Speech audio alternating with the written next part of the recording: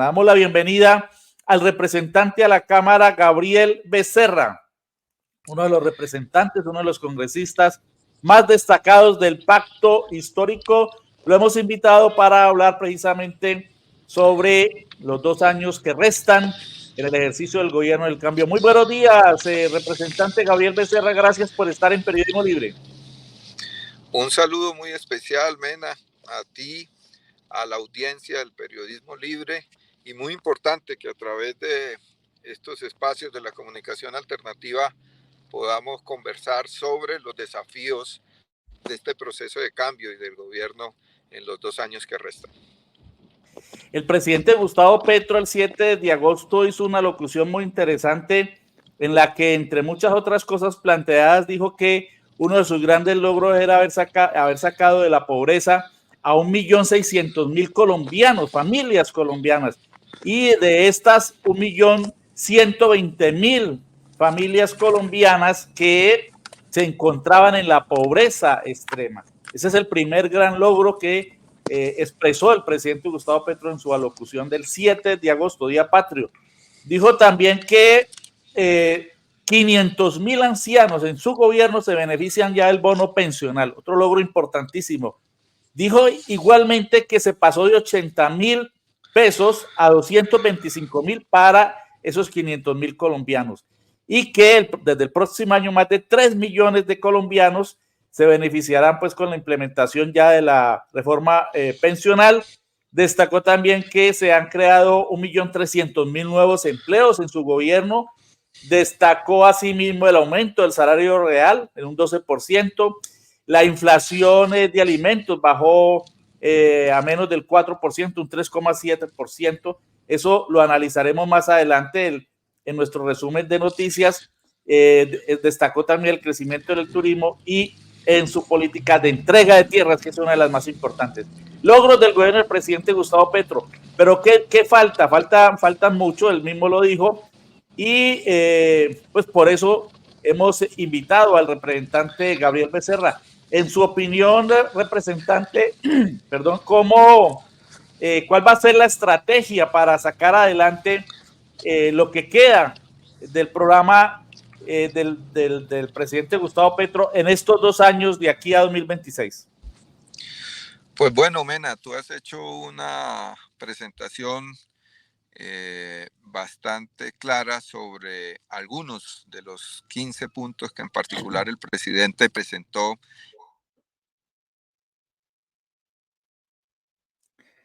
Se le fue el sonido, representante. ¿Escuchas? Ahí sí, ahí sí. Ah, bueno. No, te decía que tu presentación es muy clara en cuanto a las cifras que presentó el presidente en lo relacionado con 15 puntos que se pueden ampliar si uno entra en detalle a mirar sector por sector los resultados de la gestión del gobierno, que es muy importante que los ciudadanos conozcan. Se está tratando a través de los diversos medios, de las diversas redes, más no en los espacios oficiales de los grandes monopolios informativos, que se den a conocer, porque parte de las dificultades es la desinformación que hay. Ahora, allí hay resultados muy importantes que yo quisiera ubicar sobre todo como parte de una tendencia que el gobierno del cambio quiere promover en el contexto de una realidad estructural que no solamente de ahora, sino desde hace mucho tiempo, el gobierno de nuestra república y la política pública de esos gobiernos han mantenido. Nosotros tenemos que ver estos resultados a la luz también de un proceso en el cual nosotros ganamos un gobierno y ese gobierno está preso todavía, digamos, de estructuras de política que no se pueden cambiar en 18 o 24 meses. Para colocar un ejemplo, en el campo de la política laboral, donde estamos haciendo esfuerzos por poder salir de esas ataduras de la legislación existente, que sobre todo ha flexibilizado el trabajo en contravía de los derechos de los trabajadores, o en el campo de la salud, donde no ha sido posible hacer una reforma a pesar de que todos padecemos la crisis de la salud y que, como muy bien advirtió el presidente al inicio de su mandato, era inevitable, como está siendo. A ver, se nos cayó la señal con el representante Gabriel Becerra. Vamos a ver. Bueno, estamos haciendo un análisis prospectivo de cómo desde el campo alternativo se puede impulsar el ejercicio de la implementación del programa del gobierno en lo que resta de este mandato. Es decir, ha habido unos logros muy importantes, ya mencionábamos Aló, allí Mena, uno, ¿me escuchas? pero ahora se requiere redoblar y Mena, multiplicar los esfuerzos hacia los 2 años que vienen para aló, aló, obtener aló. nuevos resultados. Bueno, ahora sí lo escuchamos, representante, adelante. Sí, lo Vamos a escuchamos. ver qué es lo que pasa. Sí, ahí ya lo Mena, estamos escuchando. Sí, sí, adelante.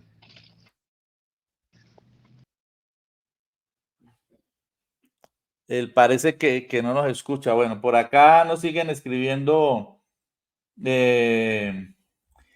nuestros seguidores, dice Arsenio Zamora, saludo fraternal a Periodismo Libre por su tarea de socializar información que ayuda a enriquecer los argumentos de quienes ven en el gobierno del cambio una opción de dignidad. Gracias a Arsenio Zamora por su mensaje. ¿me escuchas? Ahora sí lo escuchamos. Oye, qué pena, pero bueno, Tranquilo, que vamos por adelante. allá para otro foro. Bueno, decíamos que hay que ubicar muy bien esas primeras cifras en el contexto de este proceso de cambio. Ahora, tú hacías una pregunta muy concreta sobre cómo seguir en este segundo tiempo en la senda del cambio, en el contexto pues de limitaciones estructurales, pero también de una batalla porque se profundicen esas transformaciones, se llegue a otros sectores. A mí me parece que es muy importante que se escuche el discurso del presidente Petro del día de ayer allí en Manizales, donde se hizo un foro a favor de la reactivación económica, donde por un lado se ampliaron los elementos sobre las características de la crisis económica o de la crisis estructural del Estado y de la sociedad colombiana, dependiente, por ejemplo, en el campo de la economía, una concepción fundamentalmente del extractivismo en un mundo donde cada vez más las transformaciones económicas también empiezan a presionar que los países no dependan de ese enfoque extractivista, sino que vayan diversificando y ojalá trasladando sus prioridades económicas hacia sectores más productivos. En ese foro, además de hacer una amplia disertación el presidente sobre ese tema de las características de la economía global y de la economía colombiana, igual los ministros, se hizo una propuesta de reactivación económica alrededor de 7 ejes que yo creo que hay que tratar de profundizar. Se espera que en unas pocas semanas se presenten ya los contenidos más detallados, pero yo quisiera resaltar, por ejemplo, el énfasis de ir hacia una economía que vaya superando en el marco de una transición económica. Nosotros no vamos a salir del extractivismo de la noche a la mañana.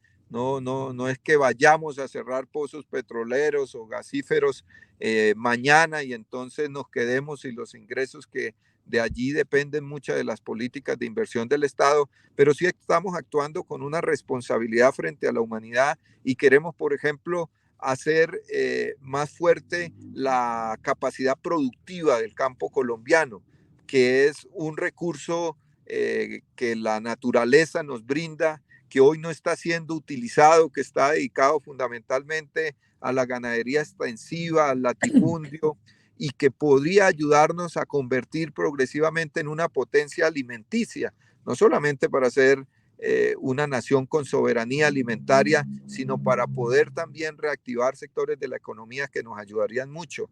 El presidente resaltó el potencial que tiene el sector turístico, que necesita mayores inversiones, mayores apoyos para lograr que este sector, que es un sector de servicios que emplea muchos ciudadanos, pues pueda ser también parte de la compensación en este tránsito de la economía colombiana, los temas que tienen que ver con la interconexión de las telecomunicaciones, los temas que tienen que ver con la energía.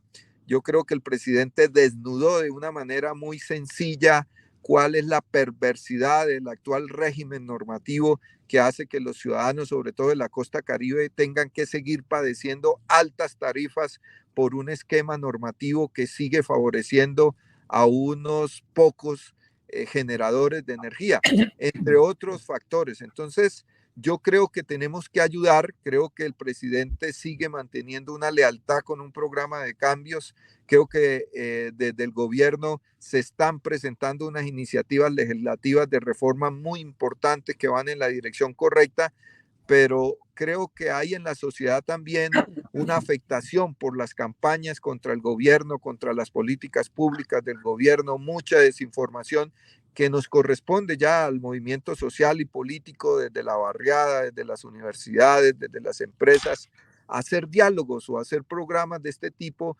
especializados para conocer a profundidad cuál es el diagnóstico de los sectores y cuáles son las propuestas que nosotros estamos haciendo para ajustarlas, para enriquecerlas, pero sobre todo para develar cómo la política en muchos sectores tradicional lo que quiere es mantener el statu quo y una situación de crisis. Si logramos sacar en estos 2 años 1.600.000 personas de la pobreza, si podemos ampliarlo con el pilar solidario que sacaría a 2.500.000 adultos mayores también de la extrema pobreza, pues podemos complementar eso con una política más productiva de desarrollo económico, que es a partir de lo cual se puede transformar democráticamente una sociedad. Entonces yo creo que tenemos muchas exigencias y la invitación es a que podamos conocer, aportar, ayudar a construir y sobre todo mantener un respaldo a este rumbo de cambio que es el que necesita la nación.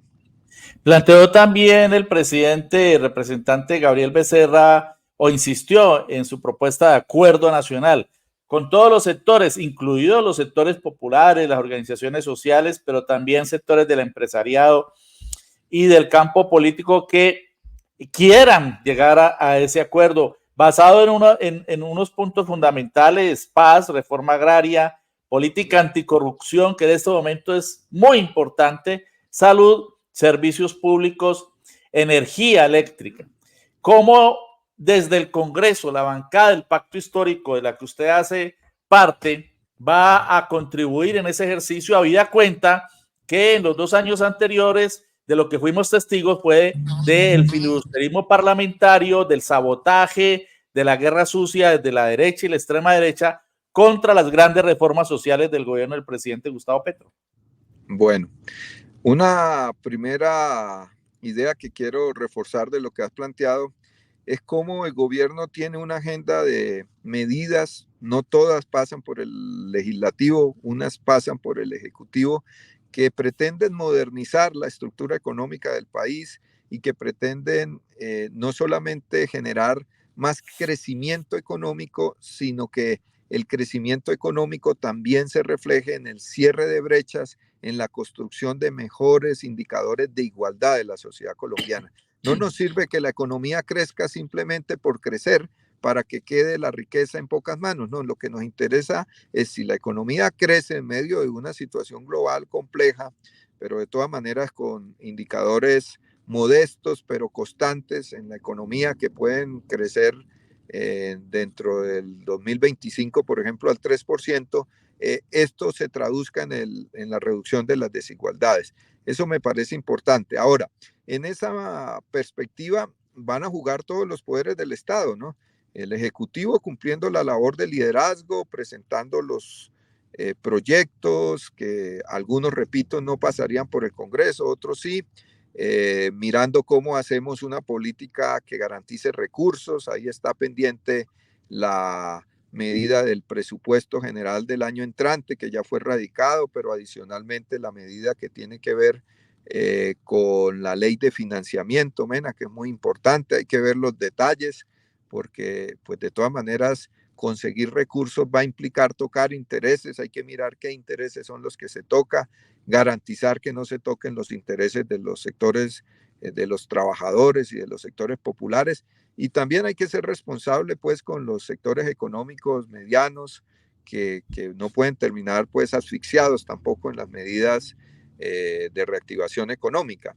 El Congreso, yo espero, pueda estar a la altura de las circunstancias y tiene una oportunidad en este periodo que estamos transitando, que es la mitad de la primera legislatura, pero tenemos dificultades, diría yo, de carácter político. ¿Por qué? Porque la voluntad de las bancadas, yo creo que empieza a transitar más en una idea hacia el 2026 con un propósito en la oposición, sobre todo del Centro Democrático, de Cambio Radical, de bloquear las reformas para que al gobierno le vaya mal. Yo creo que hay que decirle a la ciudadanía, el Centro Democrático, Cambio Radical y algunos sectores también de los partidos tradicionales que juegan al lado del gobierno en algunos temas, en otros no, van a empezar a enfilar una política mezquina. Y es, por ejemplo, que no avance la reforma laboral que ya está en primer debate, iría a plenaria de la Cámara próximamente, para que al gobierno no le vaya bien garantizándole a los trabajadores recuperar derechos. Derechos como, por ejemplo, que la jornada laboral no termine como día a las 10 de la noche, sino que termine a las 7 de la noche. Por ejemplo, medidas como recuperar nuevamente el pago de los salarios los fines de semana sin los descuentos que actualmente la ley laboral había impuesto, entre otras medidas, y eso no lo harán sobre todo para querer golpear políticamente al gobierno, pero en el fondo no golpean al gobierno, simplemente golpean a los trabajadores y sobre todo a los jóvenes trabajadores que necesitan que su vida laboral esté ligada a condiciones de dignidad. Entonces, yo creo que hay que ir evaluando, Mena. Yo no me hago grandes ilusiones con el Congreso de la República. Creo que hay que insistir en la laboral, hay que insistir en la reforma a la salud, pero, por ejemplo, no cumplieron los acuerdos en la Comisión Quinta, no cumplieron los acuerdos en la Comisión Séptima, nos quitaron las presidencias de esas comisiones, están en manos de sectores tradicionales que acostumbran a chantajear al gobierno. Hay proyectos de ley que pasan por esas comisiones, por ejemplo, la ley de servicios públicos pasa por la Comisión Quinta, el estatuto de minería pasa por la Comisión Quinta, la propuesta de reforma a la salud pasa por la Comisión Séptima, aunque se está tratando, entendemos también de mirar una opción para que entre por la Comisión Primera, y en esas comisiones la derecha se atrincheró incumpliendo acuerdos. Y creo yo que hay que movilizar a la gente. Las reformas no pueden depender de la voluntad del Ejecutivo, del presidente, de unas correlaciones muy débiles en el Congreso de la República, sino que tienen que estar legitimadas, posicionadas, respaldadas en la base popular y en la base ciudadana. Por eso es muy importante lo que te escuché decir a propósito de las asambleas. Las asambleas deben ser espacios pedagógicos, de aclaración, de información y de compromiso para defender las reformas. Ese es un tema importante, por lo tanto, esperemos que el Congreso esté a la altura, pero si no está a la altura, creo que no hay que renunciar a las reformas y hay que movilizarlas dentro de una lógica de proceso constituyente a través del mismo pueblo y de la ciudadanía. Efectivamente, y es hora de redoblar la movilización popular. El pueblo ha estado movilizado, pero se requiere redoblar la movilización y precisamente se está en la preparación de una gran Asamblea Nacional Popular que tendrá lugar entre el 14 y el 15 de septiembre, a propósito de cumplirse el 47º aniversario del Gran Paro Cívico Nacional del año 1977.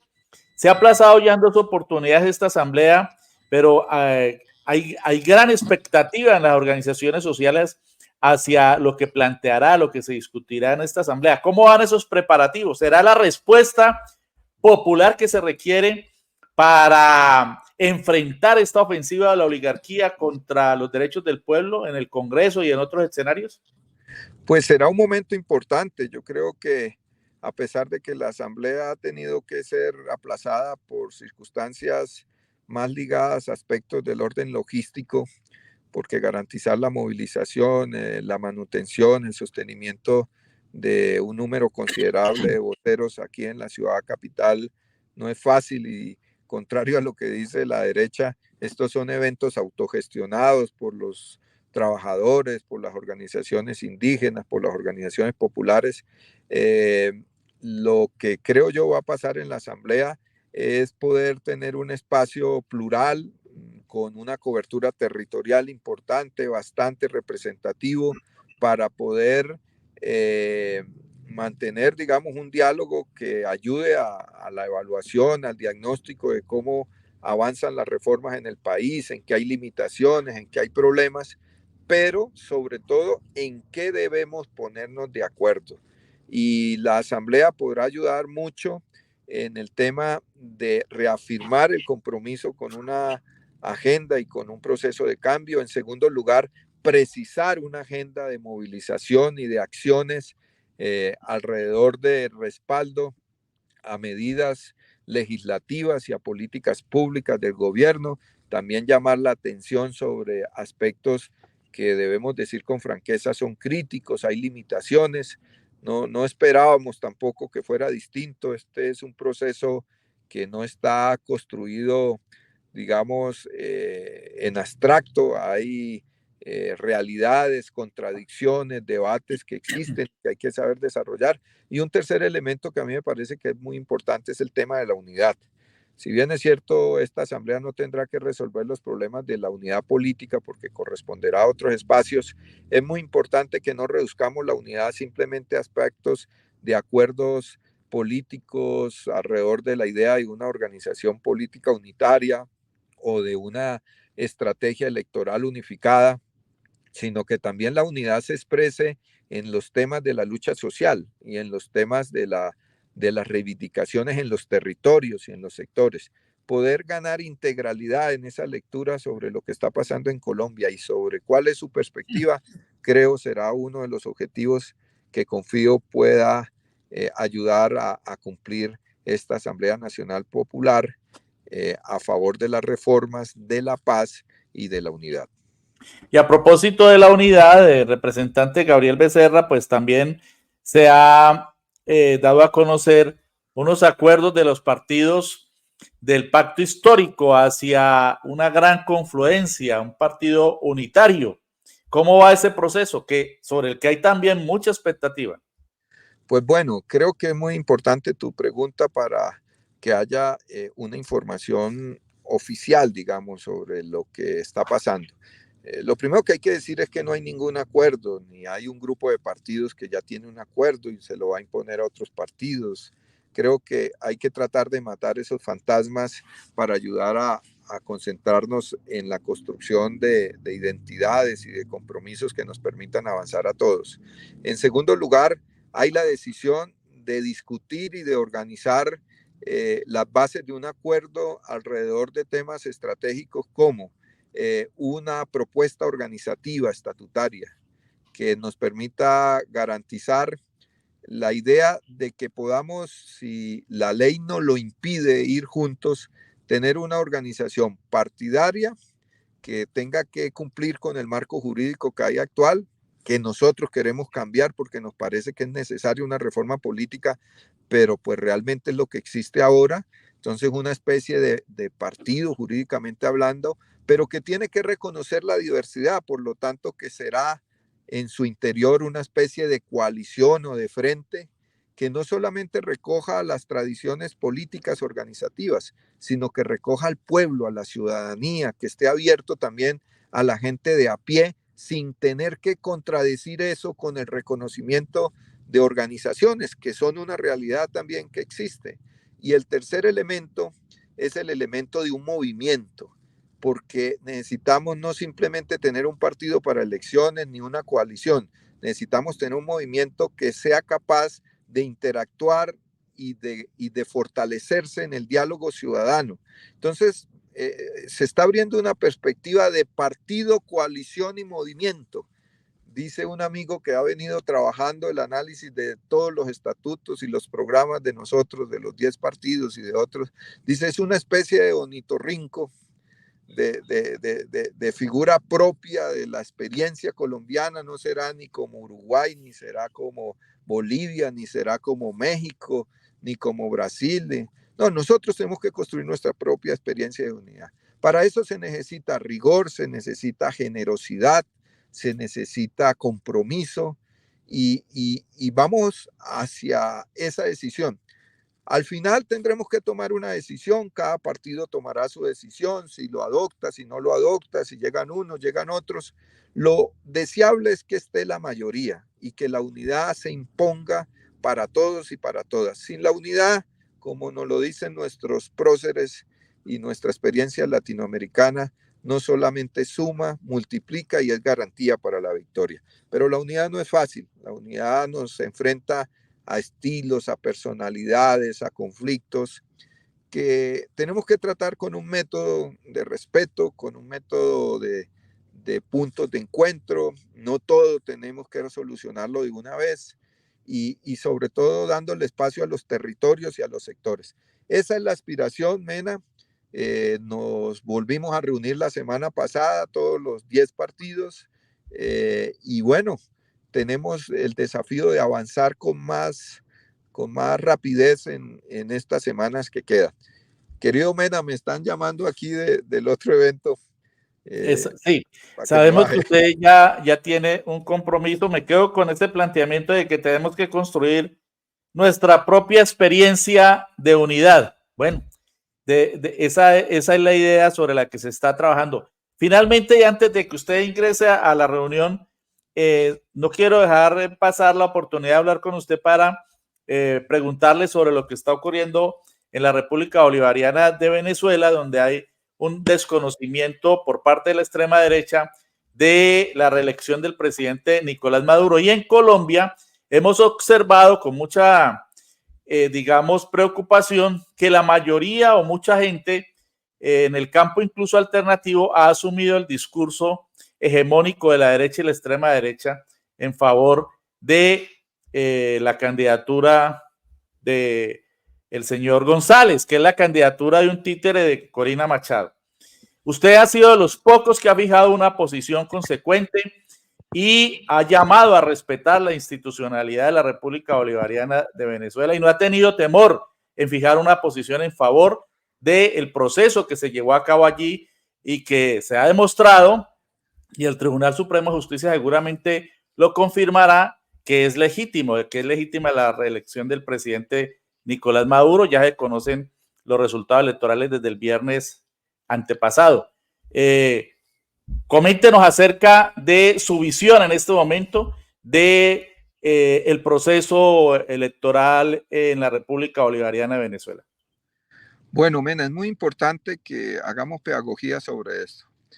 Como colombianos, nosotros no quisiéramos que otros países viniesen a decirnos a nosotros cómo tenemos que actuar nosotros, no solamente para elegir nuestros gobernantes, sino para resolver los conflictos que en el marco de disputas electorales o de otro tipo sea necesario resolver. Un principio que ha permitido a la comunidad de naciones y a la humanidad tramitar, a pesar de las guerras que existen y que han existido, los conflictos de manera política, civilizada, ha sido el respeto a la soberanía de las naciones, de los estados y el respeto al principio de la no intervención. Este es un principio de la legalidad internacional que yo quiero resaltar en este caso.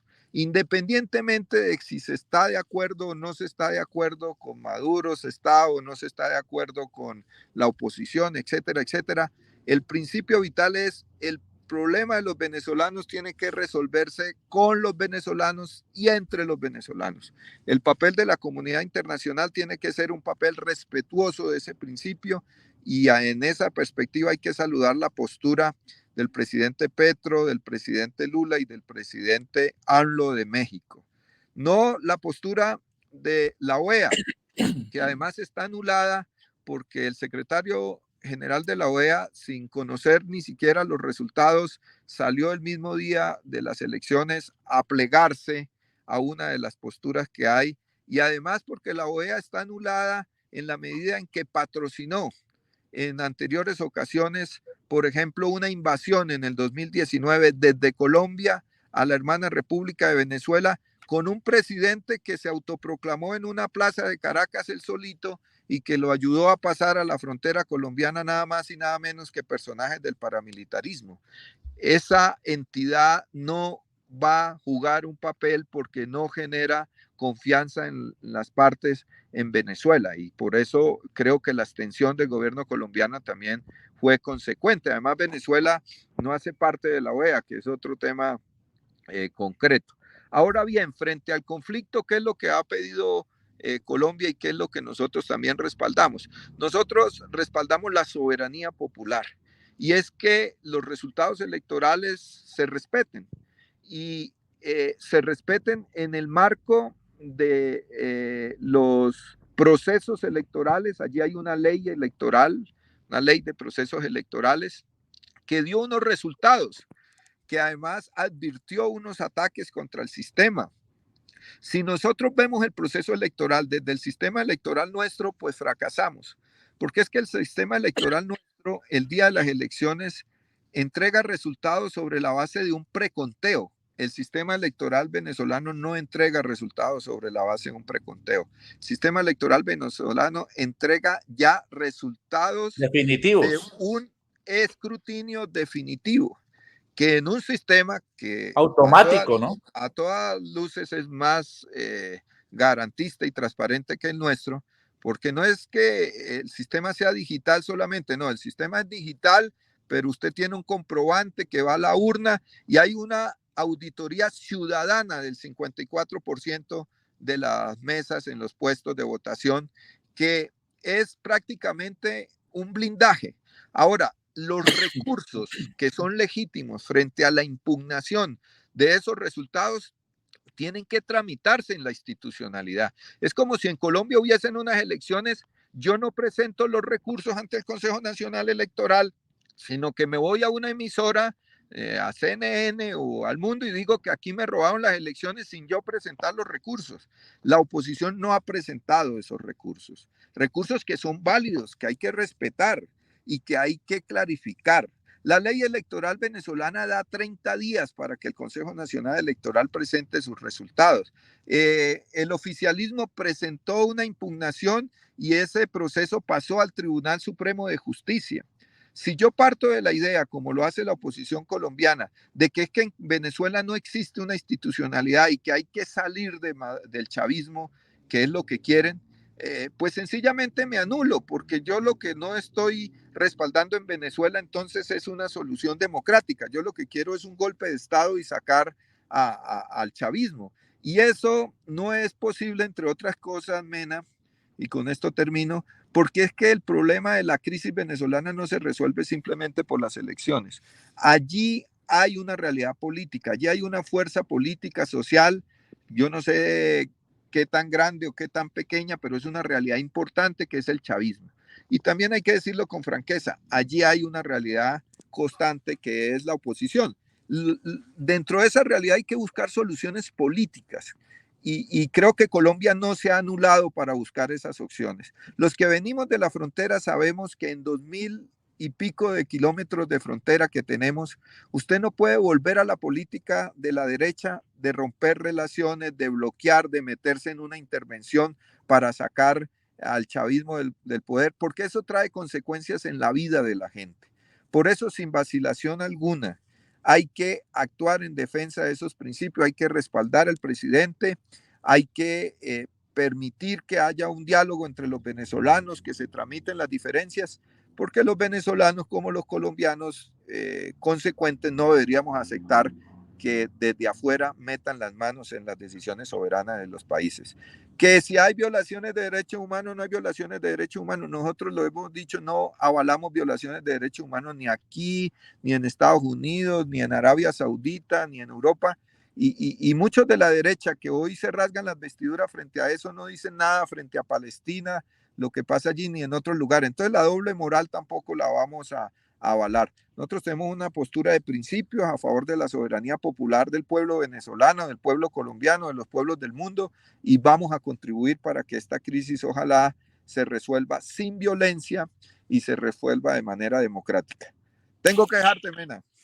Bueno, muchas gracias, representante Gabriel Becerra, por habernos acompañado hoy en Periodismo Libre. Y efectivamente, pues en relación con Venezuela, ya el Consejo Nacional Electoral desde el viernes antepasado, no ayer, viernes antepasado, dio a conocer los resultados definitivos con el 97% de la votación, que dan como ganador y como reelecto al actual presidente Nicolás Maduro con 6.120.000 votos. Y en segundo lugar, el señor Edmundo González con 5.445.000 votos. Es decir, que el presidente Nicolás Maduro tuvo una votación de más de 1.100.000 votos respecto del segundo. Y en relación con los planteamientos que hacía sobre la unidad el campo alternativo en Colombia, por acá Gabriel Calderón nos dice, hay mucha demora en consolidar el único partido, no dejemos pasar tanto tiempo en hacerlo realidad. Eso nos dice Gabriel Calderón. Y nos dice Ahmed de Santiago, debemos construir fuertemente la unidad. Este proyecto del cambio debe ser una realidad que transforme a Colombia. Nuestra mirada es Colombia. El pacto histórico debe ser signo de unidad. Planteamiento de Ahmed de Santiago. Muy interesantes estas dos posturas de Gabriel Calderón y Ahmed Santiago.